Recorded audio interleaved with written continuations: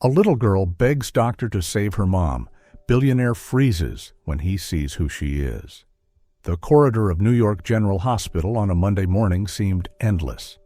The clatter of metal gurney wheels, the hurried footsteps, and the clipped voices of doctors and nurses blended into a heavy atmosphere of anxiety. It was as if this place contained every fragile moment between life and death. Then a sound broke through it all, the clear cry of a child. Trembling, desperate, echoing against the cold white walls. "Please save my mom. I promise when I grow up, I'll pay you." The voice belonged to Sophie Collins, a 4-year-old girl with messy brown hair and tear-filled green eyes. She clung tightly to the white coat of Dr. Alan Foster, her small hands shaking so hard that her knuckles turned pale. The worn-out teddy bear pressed against her chest trembled with every sob. Dr. Allen bent down, trying to stay composed, and said gently, "We'll do everything we can, sweetheart. But right now, you need to be very brave, okay?" A nurse stepped forward to lead Sophie away, but the girl shook her head fiercely, her frightened gaze fixed only on the stretcher carrying her mother further and further down the hall. Across the corridor, a man stood frozen. Daniel Hayes, 36, CEO of a powerful tech company, had come in for nothing more than a cut on his hand. Dressed in a sharp suit, he looked completely out of place in the grim setting. Yet that cry had stopped him in his tracks. At first, Daniel assumed it was simply a child in panic, but when his eyes accidentally met Sophie's face, something inside him shifted. Those blue eyes, eyes he saw every morning in the mirror, seemed to reflect a part of himself. He swallowed hard, forcing his attention back to the phone in his hand, buzzing with urgent emails. A board meeting awaited. Still, the words echoed in his ears. "Please save my mom. I'll pay you later." His chest tightened. Logic urged him to walk away. But another part of him, the part he couldn't silence, kept him rooted to the spot. Daniel swallowed hard, put away his phone, and as if pulled by an invisible force, he walked closer to the little girl. "Hello," he said, trying to use the gentlest voice he could. "Your bear has a really nice name." Sophie looked up, her eyes wary. She wiped her tears with the back of her hand, leaving smudges across her freckled face. "My bear doesn't like strangers," she answered seriously. "Oh, then I'm sorry." Daniel gave a faint smile. "I just wanted to ask if you two need anything. Water or maybe hot chocolate?" Just the mention of chocolate made the girl's eyes light up, but they quickly dimmed again. "Mom said I'm not allowed to take things from strangers." "Your mom is right," Daniel nodded, sitting down at a respectful distance. "My name is Daniel. And yours?" "Sophie," the girl finally replied after a moment's hesitation. "Sophie Collins." Collins. A name Daniel hadn't heard in 5 years, yet it still tightened his chest. Surely it was just a coincidence. "That's a very beautiful name, Sophie. So, where's your dad?" The question slipped out, and Daniel immediately realized his carelessness. "I don't have a dad," Sophie said flatly, without emotion, as if she were saying she didn't have an umbrella. "It's just me and Mom." Before Daniel could say anything else, a sudden commotion drew his attention.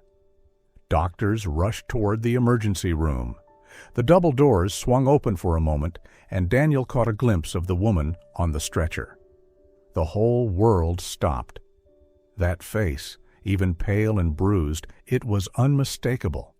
The delicate nose, the lips he had kissed countless times, the red hair, now shorter but still radiant. "Emma." The name escaped him like a breath. Sophie looked at him, surprised. "You know my mom?" Daniel's heart pounded violently.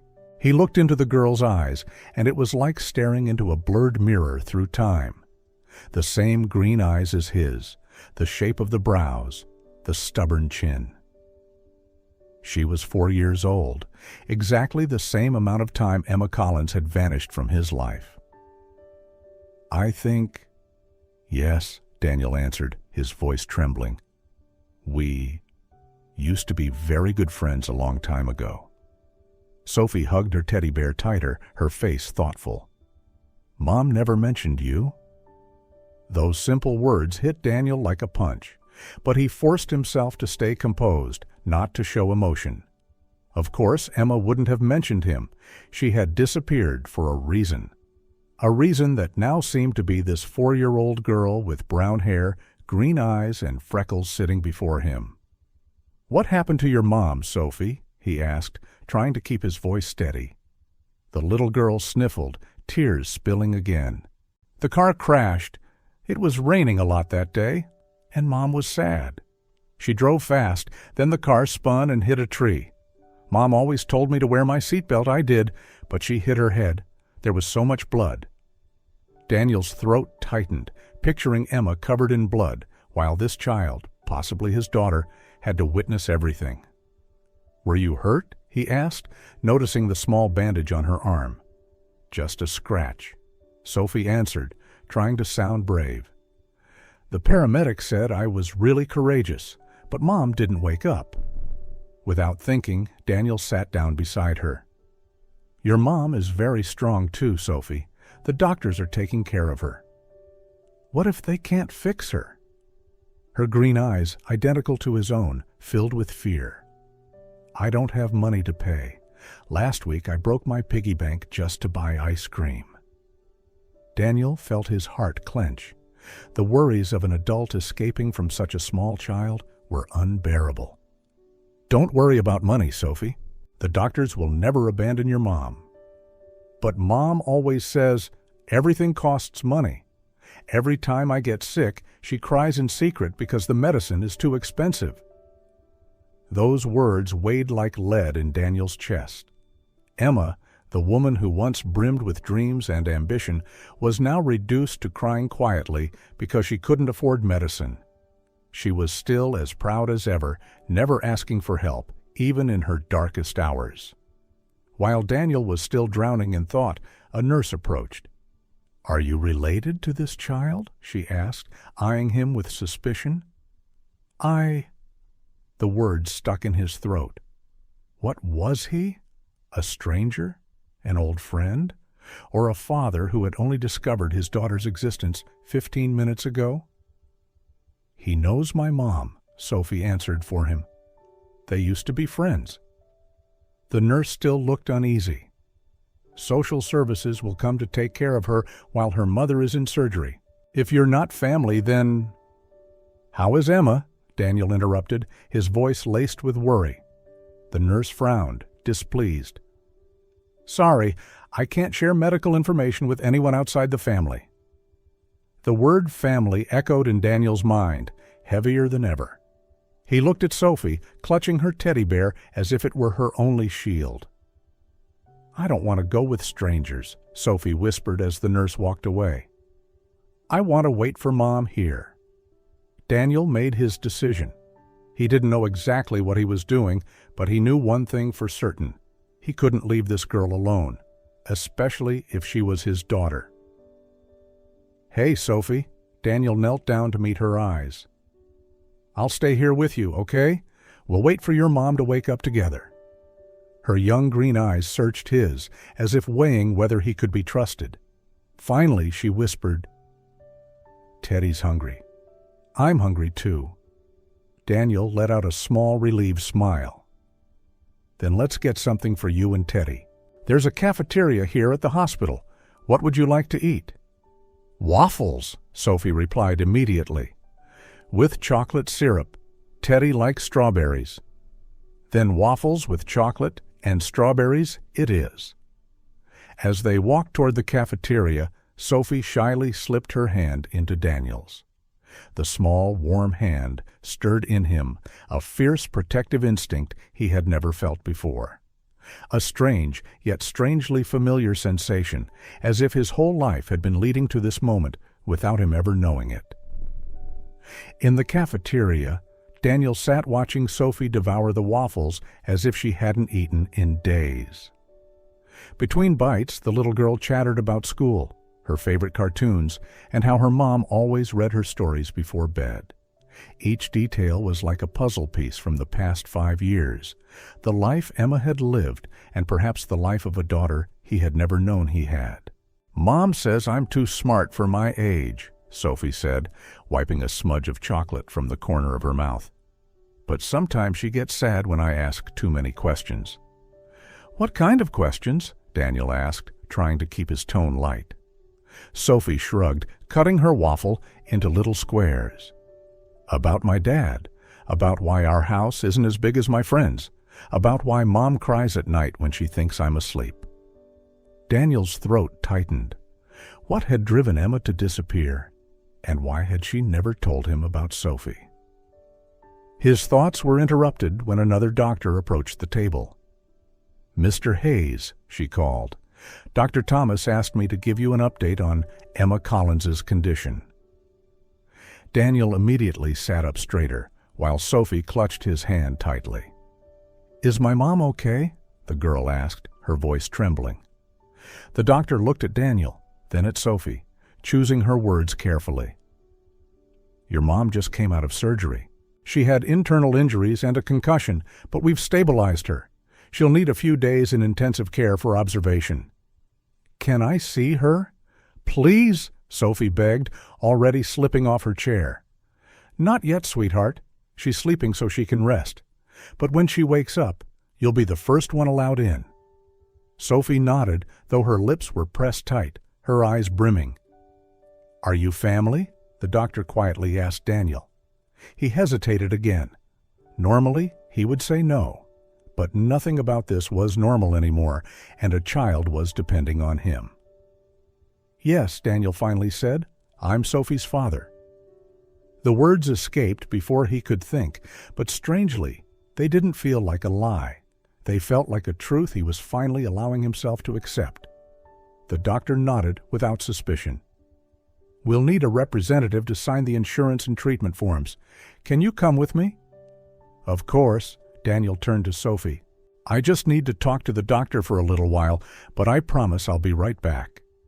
Sophie nodded, though her eyes revealed her fear of being left alone. "Teddy will guard me," she said bravely. As Daniel walked with the doctor, he felt as though he had crossed a line he could never return from. The further he went, the harder it would be to pull back. But the truth was, he didn't want to. He wanted answers. He wanted to know why Emma had left. And above all, he wanted to know if Sophie was truly his daughter. That night, the clock in the waiting room neared midnight when Dr. Thomas appeared. Daniel immediately jumped to his feet, careful not to wake Sophie, who was curled up on the chair clutching her teddy bear. "How is she?" Daniel whispered. The doctor adjusted his glasses, checking the chart. "The situation is complicated, Mr. Carter. Emma suffered multiple internal injuries. Her spleen is badly damaged, and there's still some bleeding we haven't fully controlled. The brain trauma is also concerning." Daniel felt his blood run cold. "Will she make it?" "We're doing everything we can, but she'll need another surgery, a far more complex one. I don't want to alarm you, but I must be honest. The next 48 hours are critical." "Whatever it takes, doctor, do it," Daniel responded immediately, without hesitation. "Any paperwork, any costs? I'll cover everything. Just save her." The doctor nodded, though his expression carried another concern. "There's another issue, Mr. Carter. The patient doesn't have enough health insurance coverage. The hospital will provide as much support as possible, but—" "I'll handle it all," Daniel cut in firmly. "Any treatment necessary. I want the best specialists the hospital has." Dr. Thomas studied him for a moment, as if weighing his sincerity. Then he nodded. "Very well. Tomorrow morning I'll bring in Dr. Patel from neurology and Dr. Reeves from vascular surgery. They're the best." "Do it. And if needed, call in specialists from elsewhere. Here's my private number. Contact me anytime." Daniel handed him a business card. When the doctor left, Daniel returned to Sophie. She was still asleep, her face marked with dried tear stains. He sat watching her, wondering how he had never noticed the resemblance before. She was undeniably his daughter. The only question tormenting him was, why had Emma never told him? Sophie stirred slightly, her eyes half opening, her voice drowsy. "Is Mom awake yet?" Daniel gently brushed her hair. "Not yet, Princess. The doctors are still taking care of her. How about we go rest at the hotel for a while and come back early tomorrow?" "I don't want to leave. What if she wakes up and doesn't see me?" Sophie shook her head, now fully awake. "Tonight she'll be in a deep sleep because of the medicine, so her body can heal. I promise we'll be back first thing in the morning," Daniel reassured her. Her green eyes studied him intently, filled with both doubt and hope. "You promise?" "I promise. And besides," Daniel lowered his voice as if sharing a secret, "tomorrow we can stop by the toy store. I think Teddy needs a new friend." A small smile flickered across Sophie's face, the first smile Daniel had seen since meeting her. The hotel room was spacious and luxurious, but to Sophie it felt like another planet. She walked around shyly, touching every object as if afraid it might disappear. "This place is bigger than our whole apartment," Sophie exclaimed, wide-eyed, as she stepped into the bathroom. "Even the bathtub is huge." Daniel's heart ached. Her excitement over things so ordinary to him betrayed the hardships of her life. "Do you want a bath? I bet you're tired today," he suggested, "but I don't have any clothes to change into." Sophie clutched Teddy, uncertain. "I've already taken care of that." Daniel picked up a shopping bag from the table and handed it to her. "I asked the receptionist to buy a few basics. Hopefully they fit." Curious, Sophie peeked inside and found a new set of pajamas, colorful socks, and a toothbrush with a unicorn print. "You bought all this for me?" "Of course. You can't sleep in dirty clothes, can you?" While Daniel prepared the bath, he fumbled, unsure if the water was warm enough or if he should let Sophie bathe alone. "Do you need me to help?" he asked from the doorway. Sophie raised her eyebrows as if the question were silly. "I've been bathing myself since I was 3. Mom just helps wash my hair." "All right, then I'll wait out here. Call me if you need anything." While Sophie bathed, Daniel made a series of phone calls to his assistant to cancel all appointments for the week and to his lawyer to discreetly check the legal status of Emma and Sophie. Was there a birth certificate with his name on it?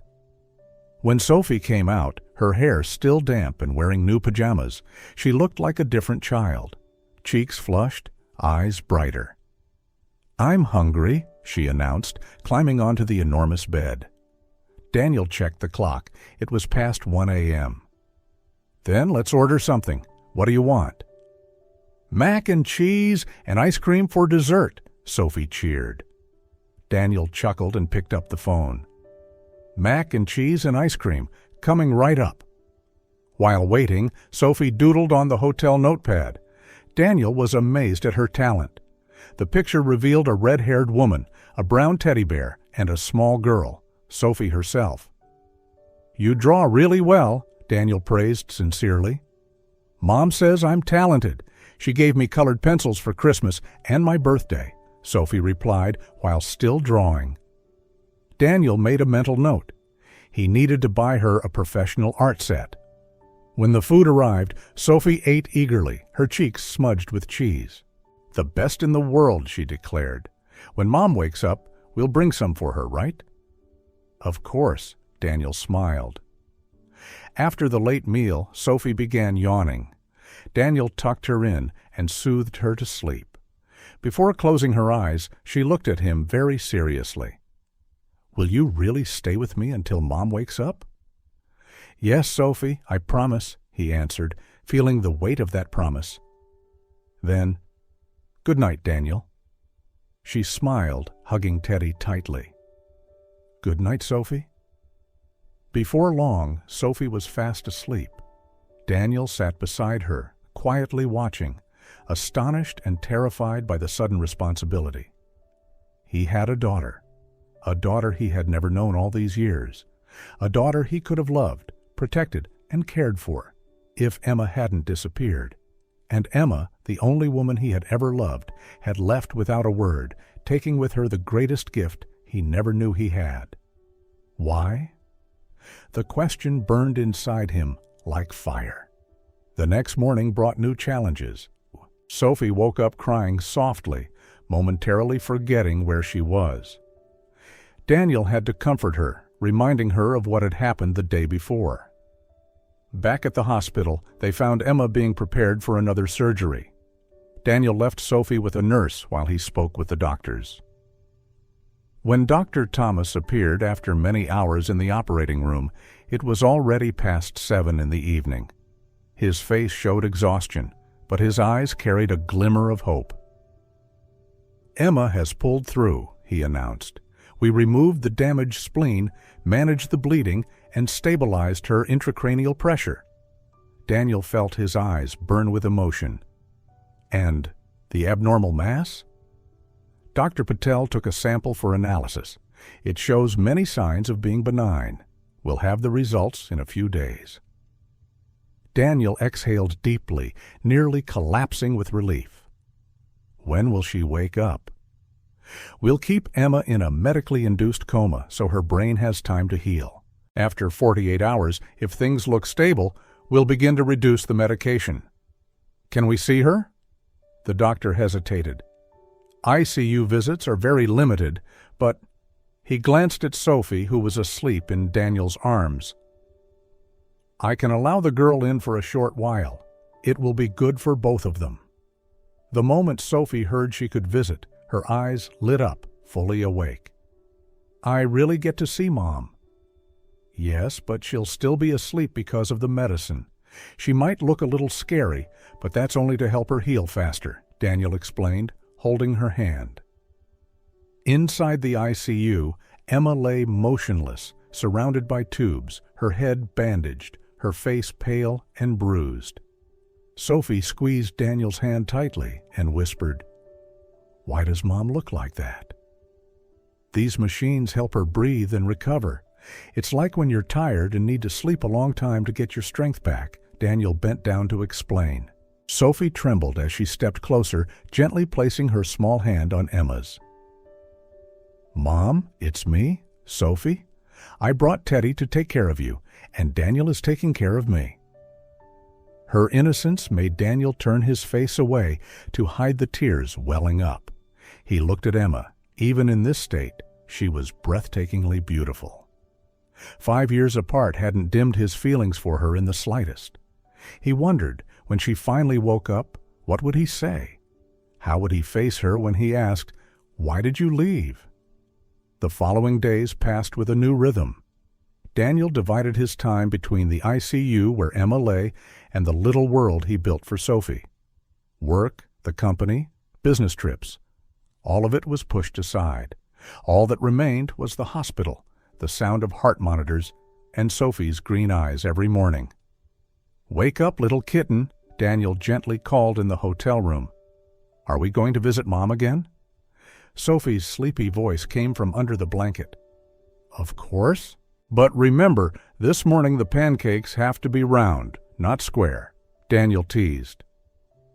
If he forgot to buy hot chocolate from the cafeteria, Sophie would cross her arms and pout exactly like him whenever he was upset. In the hospital room, Sophie would chatter to her mom about everything that had happened the day before, proudly show her drawings, and read books Daniel had bought. She did it all so naturally, as if her mom were only taking a nap. Daniel understood. It was her way of holding onto the connection. As for him, when he wasn't telling stories with Sophie, he was discussing with the doctors, reading test results. The good news was that the tumor was benign, a small meningioma, not immediately dangerous, a problem for the future, but not a death sentence. On the morning of the 23rd day, Daniel sat by the bed, holding Emma's cold hand, as he had done out of habit. Sophie was busy drawing at the small table nearby. Suddenly, he felt a faint movement. At first, it could have been just a reflex. The doctors had warned him about that. But then came another movement, more distinct. The heart monitor flickered faster. "Sophie!" Daniel called softly. "Go get the nurse, quickly!" The little girl dropped her pencil and dashed into the hallway. Daniel leaned closer. "Emma, can you hear me? It's me. You're safe now. Sophie's safe too." Emma's brows furrowed slightly, her eyelids trembling. At the sound of Sophie's name, her fingers suddenly tightened around Daniel's hand. Slowly, her green eyes opened, dazed, clouded. But then they stopped on his face. "Daniel!" Her voice was hoarse, fragile, just a shadow of the tone he remembered. What's happening?" A lump rose in his throat, nearly choking his words. "You were in an accident, Emma. You've been in the hospital for more than 3 weeks." "Sophie?" Panic flared in her eyes. "Where is she?" "She's safe. Just a few scratches. Right now she's out calling the nurse." Relief spread across Emma's face, bringing tears to Daniel's eyes. Even in her own pain, the first thing she thought of was her daughter. The nurse, doctor, and Sophie rushed in. "Mom!" Sophie cried out, running toward the bed. "Careful, sweetheart." The nurse stopped her gently. "Your mom is still weak. Let us check her first." Emma tried to smile at her daughter while Sophie fidgeted impatiently, waiting for every second to pass. Daniel stepped back, lifting the girl into his arms and carrying her into the hallway to let the doctors work. After nearly an hour of examinations, the doctor finally allowed Sophie in. Emma's bed had been raised, and her face looked a little less pale. "Mom!" Sophie rushed over, then stopped abruptly, afraid of hurting her. Emma's hand trembled as she reached up to touch her daughter's cheek. "Sweetheart, you're really okay?" "It's just a scratch." Sophie showed her small arm where the Band-Aid had already peeled off. "I was really brave, wasn't I, Daniel?" Emma turned to Daniel, and her gaze shifted. Mixed within it were confusion, hesitation, even fear. "Daniel has been taking care of me and Teddy," Sophie chattered innocently, oblivious to the tension in the air. "We stayed at a huge hotel with a giant bathtub. Daniel bought me lots of things, real coloring pencils, even Bunny Mew. We went to the zoo 3 times already." "Thank you," Emma finally whispered, her voice hoarse, "for taking care of Sophie. I don't know how I could ever repay you." "I don't need repayment," Daniel cut in, his tone sharper than he intended. He drew a deep breath, trying to contain his emotions. "I need an explanation. I need to understand why you disappeared, why you never told me about Sophie." Emma closed her eyes as if the weight of the past pressed down on her chest. "Daniel, right now, I'm still not fully clear-headed. Please, don't make me explain everything today." "Emma." Daniel's voice was firm, though his eyes betrayed only pain. 5 years. You left without a word. You let me search in despair while my daughter was born, and I didn't even know. I have the right to know the truth." Tears welled in her eyes until they overflowed. "It was because of your father." Daniel froze. "My father? What do you mean?" Emma trembled but forced herself to continue. "He came to see me right before I disappeared. He said you needed to focus on your future, on the company, that you couldn't be tied to a girl with no status. He offered money, a lot of it, for me to leave your life." Daniel's world tilted beneath him. "He did that?" Emma nodded, her voice breaking. "But the money wasn't the reason. I refused, Daniel. I threw it back in his face. But then he said, 'You already knew,' that you yourself admitted I was just a burden, that you wanted to end things but didn't have the courage. He said he was just helping you cut ties." Daniel shot to his feet, pacing, raking his hands through his hair. "No, Emma, that was a lie. I never thought of you as a burden. God, he made it all up." "I know," Emma whispered shakily. Now I know, but back then you were always busy with your father's work, always canceling plans. I started to believe maybe he was right. I was afraid if I stayed, you'd grow suspicious, drift further away. So, I left. That night, I took only a few things, caught a bus to Chicago, and stayed with my aunt. Then you discovered you were pregnant, Daniel finished, his voice choked. Emma nodded, tears streaming down. I wanted so many times to come back, to call you. But then I saw your photos in the papers, attending events, standing beside women who looked suitable. I thought maybe your father was right, that you had moved on. Daniel shook his head, eyes brimming. I never moved on. Emma, I searched for you for months. I hired detectives, but no one ever found a trace. Emma lifted her gaze, her eyes filled with agony. And who do you think stopped them? Who silenced every lead? Daniel went rigid. The horrifying truth dawned. My God, he stole 5 years from us. The room fell silent, save for the beeping of the heart monitor. Emma wept while Daniel sat down on the edge of the bed, clutching her hand tightly. I can't erase the past, but I swear I'll never let my father interfere again. I want to be with Sophie. I want to be with you. Emma looked at him, her eyes clouded with doubt and pain, but flickering with a fragile spark of hope. How can I believe that this time you won't leave me? Daniel tightened his grip on her hand. Because I never stopped loving you, Emma, not for a single day. Her tears fell again, but this time there was a trace of relief within them. A few days later, when Emma had recovered a little, Daniel returned to the mansion, the house where his father, William, still ruled the corporation with an iron hand. The vast office, paneled with polished wood, had never felt so cold to Daniel. William sat behind the desk, his ornate cane resting by his side, his sharp eyes fixed on his son. "You've been gone for a month, Daniel." His voice was low and commanding. "Important meetings have been missed.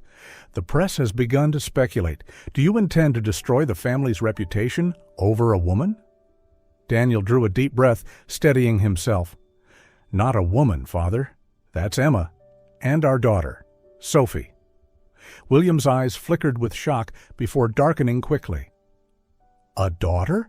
Are you saying that child is truly Hayes' blood?" "Yes," Daniel answered firmly, "and I will acknowledge her publicly. I will put my name on her birth certificate. I will protect both her and her mother, whether you approve or not." The cane struck the floor with a sharp crack. William shot to his feet, his face flushed with fury. "Have you gone mad? Do you realize how many shareholders depend on your spotless, perfect image? An illegitimate child will ruin everything." Daniel stepped forward, his voice resolute. "You ruined everything 5 years ago when you tore us apart. You robbed me of the chance to be a father from the very beginning. Now, I will not let you repeat that mistake ever again." The air thickened, father and son facing each other. 2 generations that could never reconcile. At last, William narrowed his eyes, his tone icy. "If you walk this path, Daniel, don't expect to return. You will lose my support. You will lose the corporation. You will lose everything." Daniel stood tall, his gaze burning bright. "No, Father, I won't lose everything. I've just found what matters most, family. And I will never let anyone, not even you, take it from me again." With that, he turned and walked away, leaving William motionless, his cane trembling in his hand. 1 week later, Emma was discharged from the hospital. From her wheelchair, she gazed out at the city, autumn sunlight spilling gently across the golden streets. Daniel walked beside her, while Sophie skipped ahead as if everything were normal again. But inside, Emma felt anything but calm. She had no idea where she and her daughter would go. Their old apartment was gone, her savings barely enough to cover a month. The future was a blank wall. "I've arranged a place for you and Sophie," Daniel said, his tone steady but resolute. An apartment near Central Park, close to the hospital and just a few minutes from preschool. Emma turned to him, her eyes a mixture of gratitude and caution. "You don't have to do all this, Daniel." "I know," he replied softly. "But you also know I will, not just for you, but for Sophie." When they arrived, Emma was struck silent. The apartment was bright and warm, with wide windows overlooking the park. Inside was neat, fresh flowers on the table, and a small room prepared just for Sophie, complete with a princess bed and shelves of picture books. Sophie squealed with joy. "Mommy, this is my room! I even have my own art desk!" Emma watched her daughter twirl with happiness, her heart warmed and heavy all at once. All the things Sophie had longed for, things Emma had never been able to give, Daniel had provided effortlessly. That evening, the three of them shared a meal in the new kitchen. Daniel cooked something simple, pasta with tomato sauce and salad, but Sophie devoured it eagerly, chattering about the hospital, her new school, and, of course, Mr. Bear.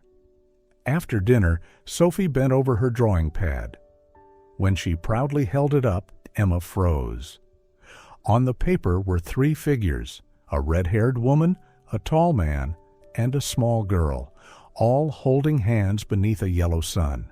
At the bottom, scrawled in clumsy letters, "My family." Emma clutched the page, her eyes stinging with tears. Daniel sat silently beside her, watching without a word. In that moment, Emma understood, no matter how guarded, no matter how afraid, Sophie's heart had already made its choice. Daniel was part of her family. And perhaps, sooner than she wished to admit, Emma herself would no longer be able to deny it, either. On a Sunday afternoon, the three of them strolled through Central Park. Autumn leaves crunched beneath their feet, the sky stretched high and clear, and the soft sunlight bathed everything in gold. Sophie skipped ahead with her teddy bear swinging in her hand, often glancing back to beam at Daniel and Emma. Daniel watched quietly, his heart warmed. These simple moments, the laughter, the small hand to hold, were things he once believed he would never have. Suddenly, Sophie tripped over a tree root and fell forward. Daniel rushed to scoop her up. "Careful, little princess," he soothed, brushing the dirt from her knees. Sophie clung to his neck, her eyes brimming with fear. And then, in a burst of emotion, the words slipped out. "Daddy." Daniel froze. The sound struck him like lightning through his chest, both a wound and a gift.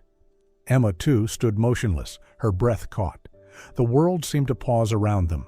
Sophie lifted her head, startled by her own slip. I'm sorry.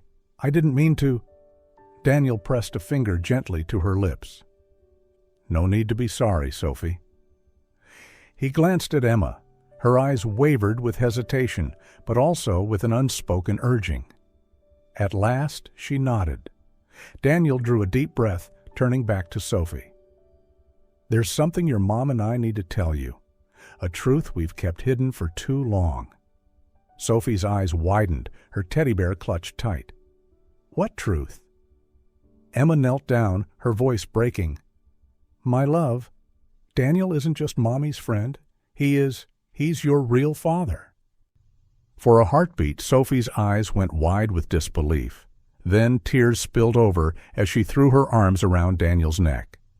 "Daddy, will you stay with me forever?" Daniel's vision blurred with tears. He held his little girl close, whispering, "Yes, I promise I'll stay. Forever." Emma watched father and daughter wrapped in each other's arms, her own heart breaking open.